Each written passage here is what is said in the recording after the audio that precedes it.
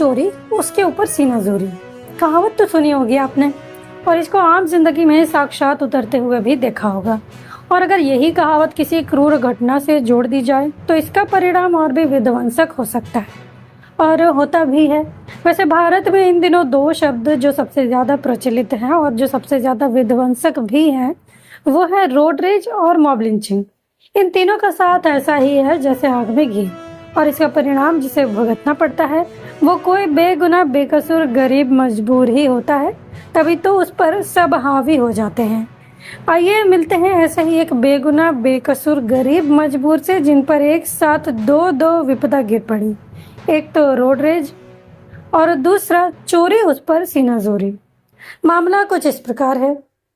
अपने स्क्रीन पर आप जिस शख्स को देख रहे हैं उसका नाम है मोहम्मद कलीम, जो मानगो के आजाद नगर थाना अंतर्गत जवाहर नगर रोड नंबर 14 के रहने वाले हैं और पेशे से एक ऑटो रिक्शा चालक हैं।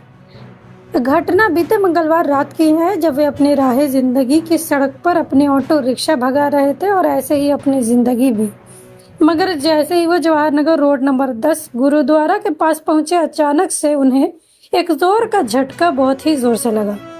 अपनी ऑटो रिक्शा रोक कर पीछे देखा तो एक सफेद रंग की मारुति स्विफ्ट डिजायर कार संख्या JH05DT 7507 उनकी जिंदगी की गाड़ी को टक्कर मार चुकी थी।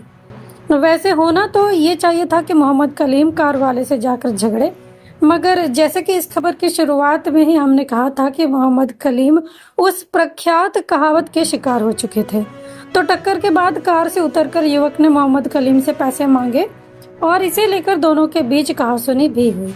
हद तो तब हो गई जब मोहम्मद कलीम ने उसको पैसे देने से इनकार कर दिए, तो उसमें से एक युवक उनकी ऑटो ही लेकर फरार हो गया और कुछ दूरी पर उसे ले जाकर खड़ा कर दिया। हालांकि बाद में ऑटो मिल गई। खैर, किसी तरह इसकी सूचना पुलिस को मिली तो आजाद नगर थाने की पुलिस दल बल के साथ पहुंची। पुलिस को आता देख कार में सवार 3 से 4 युवक और 2 युवतियां अपनी कार को ही छोड़कर वहां से फरार हो गए। हालांकि पुलिस कार को जब्त कर थाने ले गई और आगे की कार्रवाई में जुट गई। मगर सोचने वाली बात यह है कि किस बिना पर कार वाले ने बेगुनाह ऑटो वाले से अपनी कार के नुकसान के पैसे मांगे और फिर उसी कार को सरे राह छोड़कर चले गए। वैसे मोहम्मद कलीम ने बताया कि कार सवार ने नुकसान भरपाई करवाने का दबाव बनाने के लिए फोन पर अन्य लड़कों को भी रण क्षेत्र में आने का आह्वान दिया।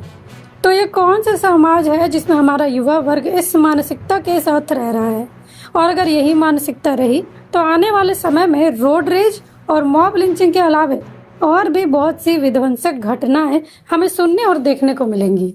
आगे से आ रहे थे, पीछे से आके वो ठोक दिया। कौन ठोका? पैसा मांगा, डिजायर वाला। हाँ, फिर जवाब से पैसा मांग रहा था मेरे से। कितना पैसा मांग रहा था? पूरा खर्चा मांग रहा, बोलता है इतना खर्चा होगा। तो आप आ गया क्या ऑटो थे? जी हाँ। कि गाड़ी कितना? 2-3 आदमी था। फिर क्या हुआ? और मेरा ऑटो को लेके चला गया कहीं और। फिर उसका प्रशासन आया तो मिल गया ऑटो। मिल गया ऑटो। पुलिस पकड़ाई गया लोग हैं? कितना लोग थे लोग? पहले तो 2-3 लड़का था, फिर बुलाया लोग फोन करके और भी लड़का आ गया था 5-6 लड़का। क्या नाम हुआ आपका? मेरा मोहम्मद कलीम। कहाँ रहते? कौन नंबर?